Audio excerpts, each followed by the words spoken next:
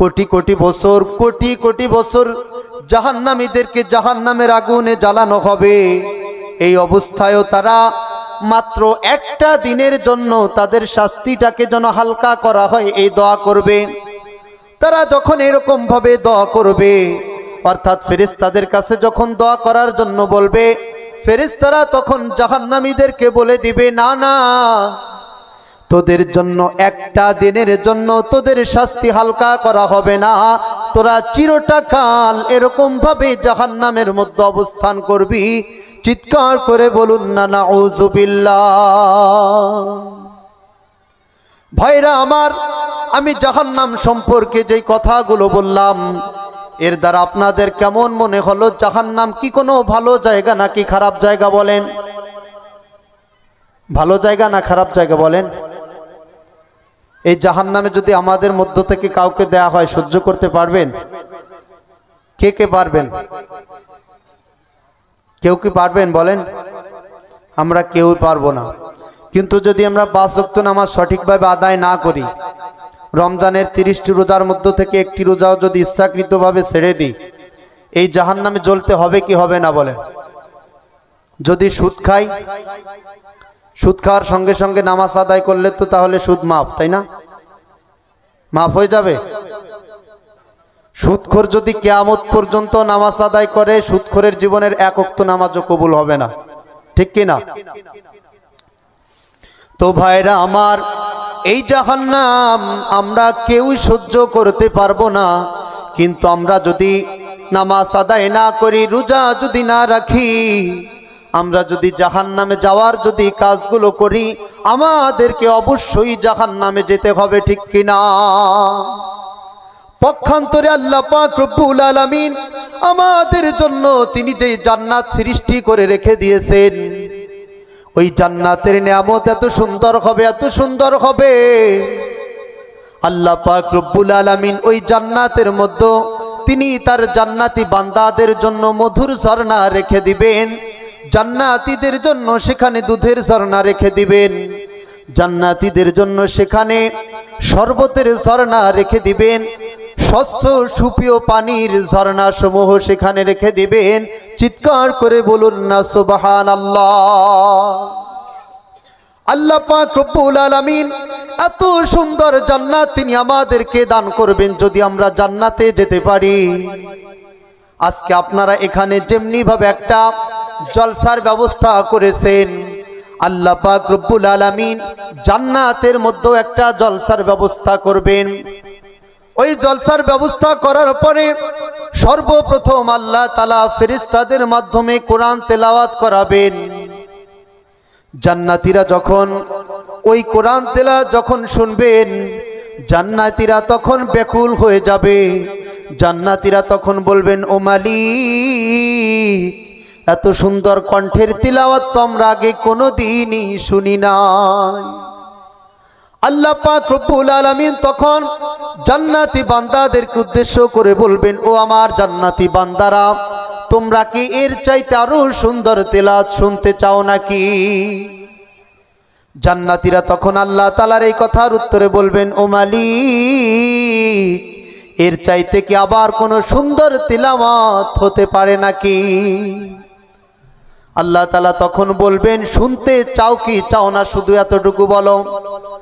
জান্নাতীরা বলবে, আমাদের তো ধারণা নেই, তবে এর চেয়ে ভালো যদি কোনো তেলাওয়াত থেকে থাকে তাহলে আমরা শুনতে চাই। আল্লাহ পাক রব্বুল আলামিন তখন এমন একজন নবীকে ডাক দিবেন, যেই নবীকে আল্লাহ পাক রব্বুল আলামিন এই পৃথিবীর ইতিহাসে আমাদের নবীর পরে সবচেয়ে সুন্দর কণ্ঠ দান করেছিলেন। সেই নবীর নামটা কি বলুন তো? আল্লাহর নবী হযরতে দাউদ আলাইহিস সালাতু ওয়াস সালামকে আল্লাহ পাক রব্বুল আলামিন এমন মধুর কণ্ঠ দান করেছিলেন যে তিনি যখন জাবুর শরীফ থেকে তেলাওয়াত করতেন, দাউদ আলাইহিস সালাতু ওয়াস সালামের মধুর কণ্ঠের তেলাওয়াত শোনার জন্য আসমানের উড়ন্ত পাখিরা পর্যন্ত উড়া বাদ দিয়ে জমিনে নেমে আসতো। সমুদ্রের মাছেরা পর্যন্ত সমুদ্রের তীরে চলে আসতো। এত সুন্দর কণ্ঠ আমার আল্লাহ পাক রব্বুল আলামিন তার নবী দাউদ আলাইহিস সালাতু ওয়াস সালামকে দান করেছিলেন। চিৎকার করে বলুন না সুবহানাল্লাহ। তো এরপর এই দাউদ আলাইহিস সালাতু ওয়াস সালামকে দিয়ে তখন কোরআন তেলাওয়াত করানো হবে। জান্নাতীরা যখন দাউদ নবীর কণ্ঠের তেলাওয়াত শুনবেন, জান্নাতি মানুষেরা তখন আগের থেকে আরো বেশি ব্যাকুল হয়ে যাবে। আল্লাহ তাআলা তখন জান্নাতীদেরকে বলবেন, ও জান্নাতীরা, এর চেয়ে আরো সুন্দর তেলাওয়াত শুনতে চাও নাকি? জান্নাতীরা বলবে, যদি থেকে থাকে তাহলে শুনতে চাই। এরপর আল্লাহ তাআলা তখন আমাদের নবীকে ডাক দিবেন। আমাদের নবীজি এরপরে তিনি কোরআন তেলাওয়াত করবেন। এরপরে জান্নাতি বান্দারা যখন আমাদের নবীর মুখ থেকে কোরআন তেলাওয়াত শুনবেন, জান্নাতীরা তখন আগের থেকে আরো বেশি ব্যাকুল হয়ে যাবে। চিৎকার করে বলুন না সুবহানাল্লাহ। আল্লাহ তাআলা তখন জান্নাতীদেরকে আবারও প্রশ্ন করবেন, ও জান্নাতীরা, এর চেয়ে আরো সুন্দর তেলাওয়াত শুনতে চাও নাকি? জান্নাতীরা বলবে, যদি থেকে থাকে তাহলে শুনতে চাই। আমার আল্লাহ পাক রব্বুল আলামিন তখন তিনি নিজের কণ্ঠে তার জান্নাতি বান্দাদেরকে তেলাওয়াত করে শোনাবেন। সূরা আর রহমান থেকে তখন তেলাওয়াত করে শোনাবেন। চিৎকার করে বলুন না সুবহানাল্লাহ। আল্লাহ তাআলা যখন সূরা আর রহমান থেকে তেলাওয়াত করবেন, জান্নাতি মানুষদের তখন কোটি কোটি বছর অতিবাহিত হয়ে যাবে, কিন্তু হুশও ফিরবে না। তারা শুধু ভাববে যে কত সুন্দর তেলাওয়াত শুনলাম, কত সুন্দর তেলাওয়াত শুনলাম। আল্লাহ পাক রব্বুল আলামিন এত সুন্দর জান্নাত আমাদের জন্য তৈরি করে রেখে দিয়েছেন যে যেই ব্যক্তিকে সবচেয়ে ছোট জান্নাতটি দান করা হবে, সর্বশেষে যেই ব্যক্তিকে জাহান্নাম থেকে মুক্তি দান করে জান্নাতে দেওয়া হবে, ওই ব্যক্তির কথা হাদিসের মধ্যে এসেছে যে কোটি কোটি বছর জাহান্নামের আগুনে জ্বলার পরে ওই ব্যক্তিটাকে জাহান্নাম থেকে মুক্তি দিয়ে জান্নাত আর জাহান্নামের মধ্যবর্তী স্থানে রেখে দেওয়া হবে। ওই ব্যক্তিটা তখন চিৎকার করে কান্না শুরু করে দিবে। আল্লাহ পাক রব্বুল আলামিন তখন ওই ব্যক্তিকে বলবেন, ও আমার বান্দারে, তোর তো এখন খুশি হওয়ার কথা, তুই কোটি কোটি বছর জাহান্নামের আগুনে জ্বলেছিস, আমি তোকে সেইখান থেকে মুক্তি দান করে আমি তোকে জাহান্নামের বাহিরে রেখে দিলাম, তোর তো এখন খুশি হওয়ার কথা, তুই এখন কেন কান্না করতেছিস? ওই ব্যক্তিটা তখন বলবেন, ও মালিক, তুমি আমাকে জাহান্নাম থেকে মুক্তি দান করেছো, এজন্য আমি খুশি হয়েছি, কিন্তু আমি এইখান থেকে তোমার জান্নাতের দৃশ্য একটু একটু করে দেখতে পাইতেছি। তুমি যদি দয়া করে একটু আমাকে জান্নাতের গেটের সামনে নিয়ে যাইতে, তাহলে আমি তোমার জান্নাতের দৃশ্যগুলো আরো ভালো করে দেখতে পেতাম। আল্লাহ পাক রব্বুল আলামিন তখন ওই ব্যক্তিটাকে জান্নাতের গেটের সামনে নিয়ে যাবেন। ওই ব্যক্তিটাকে জান্নাতের গেটের সামনে নেওয়ার পরে আগের থেকে আরো বেশি চিৎকার করে কান্না শুরু করে দিবে। আল্লাহ তাআলা তখন তাকে আবারও প্রশ্ন করবে যে এখন কেন তুই কান্না করতেছিস? ওই ব্যক্তিটা তখন বলবেন, ও মালিক, আমি এইখান থেকে তোমার জান্নাতের নিয়ামত আরো ভালো করে দেখতে পাইতেছি, কিন্তু তুমি যদি একটু দয়া করে আমাকে জান্নাতের মধ্যে প্রবেশ করিয়ে দিতে, আমি তোমার জান্নাতের কোনো নিয়ামত খাইব না, ছুঁইব না, শুধু আরো ভালো করে দেখতে পারবো। এই জন্য তুমি দয়া করে একটু আমাকে জান্নাতের মধ্যে পৌঁছে দাও। আল্লাহ তাআলা তখন ওই ব্যক্তিটাকে জান্নাতের মধ্যবর্তী স্থানে রেখে দিবেন। যখনই তাকে জান্নাতের মধ্যবর্তী স্থানে রাখা হবে, ওই ব্যক্তিটা তখন আগের থেকে আরো বেশি চিৎকার করে কান্না শুরু করে দিবে। আল্লাহ পাক রব্বুল আলামিন তখন ওই ব্যক্তিটাকে উদ্দেশ্য করে বলবেন, আমার বান্দারে, এখনো তুই কেন কান্না করতেছিস? ওই ব্যক্তিটা তখন বলবেন, ও মালিক, তুমি যেহেতু একটা বার দয়া করে আমাকে জান্নাতের মধ্যে পৌঁছে দিয়েছো মালিক, তোমার কাছে আমি কাকুতি মিনতি করি, তুমি আমাকে জান্নাত থেকে আর বাহির করে দিও না। আল্লাহ পাক রব্বুল আলামিন তখন ওই বান্দাকে বলবেন, আমার বান্দারে, আমার এই জান্নাত কি তোর খুব পছন্দ হয়েছে নাকি? ওই ব্যক্তিটা তখন বলবেন, মালিক, আমি কোনোদিন চিন্তাও করতে পারি নাই, কোনোদিন আমি বুঝতে পারি নাই যে তোমার জান্নাতের নিয়ামত এত সুন্দর হবে, এত সুন্দর হবে। আমার কলিজা ঠান্ডা হয়ে গেছে। ও মালিক, তুমি আমাকে তোমার এই জান্নাত থেকে আর বাহির করে দিও না। আল্লাহ পাক রব্বুল আলামিন তখন ওই ব্যক্তিটাকে বলবেন, আমার বান্দারে, যা যা, এরকমের একটার দুইটা নয়, এরকমের 10টা জান্নাত আমি তোকে দান করে দিলাম। চিৎকার করে বলুন না সুবহানাল্লাহ। আর এইটাই হবে সবচেয়ে ছোট জান্নাত। তবে হাদিসের মধ্যে আরেকটি মজার কথা আছে। এই হাদিসের ইঙ্গিতের দ্বারা, এই হাদিসের ইঙ্গিতের মাধ্যমে এটা বোঝা যায় যে এই যে ছোট জান্নাত, এই ছোট জান্নাতটি ভারত এবং বাংলাদেশের কোনো মানুষকে অন্তত দেয়া হবে না। অর্থাৎ আমরা যদি জান্নাতে যেতে পারি, কমসে কম এই ছোট্ট জান্নাতে আমাদেরকে যাওয়া লাগবে না। এর কারণটা হলো, সেই হাদিসের মধ্যে এসেছে, যেই ব্যক্তিকে আল্লাহ পাক রব্বুল আলামিন সবচেয়ে ছোট জান্নাতটি দান করবেন, ওই ব্যক্তির বাড়ি হবে সৌদি আরবে, তার বংশের নাম হবে জোহাইনিয়া, অর্থাৎ তার বংশের নাম হবে কবিলায় জোহাইনিয়া, তার বাড়ি হবে সৌদি আরবে। এই ব্যক্তিটাকেই আমার আল্লাহ পাক রব্বুল আলামিন সবচেয়ে ছোট জান্নাতটি দান করবেন। চিৎকার করে বলুন না সুবহানাল্লাহ। তাহলে এই হাদিসের দ্বারা বোঝা যায় কি যায় না যে আমাদেরকে কমসে কম ছোট জান্নাতে যাওয়া লাগবে না? এই কথাটা বোঝা যায় কি যায় না বলেন? যায় কি যায় না বলেন? অবশ্যই এই হাদিসের দ্বারা এটা স্পষ্টভাবে বোঝা যায়। আল্লাহ পাক রব্বুল আলামিন জান্নাতের মধ্যে এত সুন্দর নিয়ামত দান করবেন, এত সুন্দর নিয়ামত দান করবেন যে তিনি তার জান্নাতি বান্দাদেরকে জান্নাতি হুরদের সঙ্গে বিবাহ বন্ধনে আবদ্ধ করে দিবেন। এই হাদিসগুলো বলার কারণে এখন হয়তোবা মহিলারা আমার উপর একটু রাগ করবে। করবে কি করবে না বলেন? অবশ্যই করবে। কিন্তু তারা যতই এখন রাগ করুক না কেন, ওই সময় কিন্তু তারা আর রাগ করবে না। আল্লাহ পাক রব্বুল আলামিন তখন তাদের মনটাকে ওই রকম ভাবেই করে দিবেন।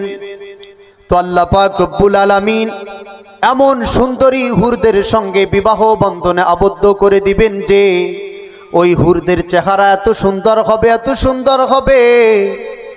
ওই হুরদের মধ্য থেকে যদি একটা হুরকে এই পৃথিবীর বুকে যদি ছেড়ে দেওয়া হতো, তাহলে পৃথিবীর মানুষেরা কোনোদিন এই পৃথিবীর অন্য কোনো মহিলার দিকে একটা বারের জন্য কোনোদিন নজর করতো না। অর্থাৎ দুনিয়ার মানুষেরা শুধু ওই হুরদের দিকেই তাকিয়ে থাকতো। এবং ওই হুরেরা এতটা পবিত্র, এতটা পবিত্র যে আল্লাহ পাক রব্বুল আলামিন তাদের সম্পর্কে বলতেছেন, লাম ইয়াতমিসুহুন্না ইনসুন ক্বাবলাহুম ওয়ালা জান। ওই হুরেরা এতটা পবিত্র, এতটা পবিত্র যে ইতিপূর্বে তাদেরকে না কোনো জিনেরা স্পর্শ করেছে, না কোনো মানুষেরা তাদেরকে কোনোদিন স্পর্শ করেছে। চিৎকার করে বলুন না সুবহানাল্লাহ। বর্তমান পৃথিবীর 50% মহিলারাই এই কথাটা বলতে পারবে না যে আমাকে আমার স্বামী ব্যতীত অন্য কোনো পুরুষ কোনোদিন স্পর্শ করে নাই। এই কথাটা 50% মহিলারাই কিন্তু বলতে পারবে না, ঠিক কিনা? কিন্তু আল্লাহ পাক রব্বুল আলামিন জান্নাতের মধ্যে এমন পবিত্র হুরদের সঙ্গে আপনাকে আমাকে বিবাহ বন্ধনে আবদ্ধ করে দিবেন যে তাদেরকে ইতিপূর্বে কোনো জিনেরা স্পর্শ করে নাই, কোনো মানুষেরাও স্পর্শ করে নাই। আর তারা কেমন হবে আল্লাহ তাআলা সেই সম্পর্কেও বলতেছেন, কাআন্নাহুন্নাল ইয়াকুতু ওয়াল মারজান। জান্নাতি হুরেরা মণি মুক্তার মতো সুন্দর হবে। মণি মুক্তা দেখতে যেমনি ভালো লাগে, জান্নাতি হুরদেরকেও ওই রকম ভাবে দেখতে ভালো লাগবে। চিৎকার করে বলুন না সুবহানাল্লাহ। এরপরে এই হুরদের সঙ্গে যদি আনন্দ ফুর্তি করতে হয়, আপনাদের আমাদের শরীরের মধ্যে ওই ক্ষমতা থাকার প্রয়োজন আছে কি আছে না বলেন? জি আছে কি আছে না বলেন? এই জন্য আল্লাহ পাক রব্বুল আলামিন তার প্রত্যেকটা জান্নাতি বান্দাদেরকে হযরতে আদম নবীর মতো, আদম সফিউল্লাহর মতো জান্নাতের মধ্যে প্রত্যেকটা জান্নাতি বান্দাদেরকে হযরতে আদম নবীর মতো 120 ফুট লম্বা বানিয়ে দিবেন। প্রত্যেকটা জান্নাতি বান্দাদেরকে হযরতে মুসা কালিমুল্লাহর মতো শক্তি দান করে দিবেন। প্রত্যেকটা জান্নাতি বান্দাদেরকে হযরতে ইউসুফ আলাইহিস সালাতু ওয়াস সালামের মতো মায়াবী একটা চেহারা দান করে দিবেন। এর কারণটা হলো হুরদের চেহারা যেহেতু অত সুন্দর, যদি আপনাকে ওই সুন্দর চেহারা দান না করা হয় আপনাকে তো তারা পছন্দও করবে না। তবে হ্যাঁ, এখানে একটি কথা বলতে আমি ভুলে গিয়েছি। সেই কথাটি হলো, আপনাকে যত হুর দেওয়া হবে এই হুরদের নেত্রী কিন্তু বানানো হবে আপনার স্ত্রীকে। অর্থাৎ দুনিয়ার মধ্যে আপনার যে স্ত্রী ছিল একজন অথবা দুইজন অথবা তিনজন চারজন, আপনার এই স্ত্রীদের চেহারা তখন ওই হুরদের থেকেও বেশি করে দেওয়া হবে এবং আপনার এই স্ত্রীরাই থাকবে ওই হুরদের নেত্রী। তো আল্লাহ পাক রব্বুল আলামিন ওই জান্নাতের মধ্যে প্রত্যেকটা জান্নাতি বান্দাদেরকে হযরত ইউসুফ আলাইহিস সালাতু ওয়াস সালামের মতো একটা সুন্দর চেহারা দান করে দিবেন। হযরত দাউদ আলাইহিস সালাতু ওয়াস সালামের মতো সুন্দর একটা কণ্ঠ দান করে দিবেন। হযরত ঈসা নবীর মতো 33 বছরের যুবক বানিয়ে দিবেন। অর্থাৎ যদি 80 বছর বয়সে আপনি মারা যান, আপনাকে আল্লাহ পাক রব্বুল আলামিন জান্নাতের মধ্যে হযরত ঈসা নবীর মতো 33 বছরের যুবক বানিয়ে দিবেন এবং আমাদের নবীর মতো একটা সুন্দর চরিত্র দান করে দিবেন। চিৎকার করে বলুন না সুবহানাল্লাহ। সর্বশেষে আমার আল্লাহ পাক রব্বুল আলামিন তিনি তার ফেরেশতাদেরকে বলবেন, আমার সামনের থেকে 70,000 নূরের পর্দা তোমরা সরিয়ে দাও। 70,000 নূরের পর্দা তখন সরিয়ে দেওয়া হবে। আর ওই সময় আমার আল্লাহ পাক রব্বুল আলামিন তিনি তার জান্নাতি বান্দাদের সামনে জালো আফরোজ হবে। অর্থাৎ জান্নাতি বান্দারা তাদের রবের দিকে তাকিয়ে থাকবে, জান্নাতীরা আল্লাহ তাআলার দিকে তাকিয়ে থাকবে আর রব তার বান্দাদের দিকে তাকিয়ে থাকবে। চিৎকার করে বলুন না সুবহানাল্লাহ। তাহলে ভাইরা আমার, আমরা এই জান্নাতে যাইতে চাই কি চাই না বলেন? চাই কি চাই না? ইনশাআল্লাহ চাই। এত সুন্দর জান্নাতে কার যাইতে মন চায় না বলেন? তাহলে জাহান্নাম সম্পর্কে বয়ান করেছি, জান্নাত সম্পর্কেও বয়ান করলাম। জাহান্নাম থেকে বাঁচার জন্য যে আমলগুলো করা প্রয়োজন এবং জান্নাতে যাইতে হলে যে আমলগুলো করা প্রয়োজন, আল্লাহ তাআলা আমাদের সকলকে সে আমলগুলো বেশি বেশি করার তৌফিক দান করুক। আমরা সকলেই পড়ি আমিন আমিন। ওয়া আখিরু দাওয়ানা আনিল হামদুলিল্লাহি রাব্বিল আলামিন। আসসালামু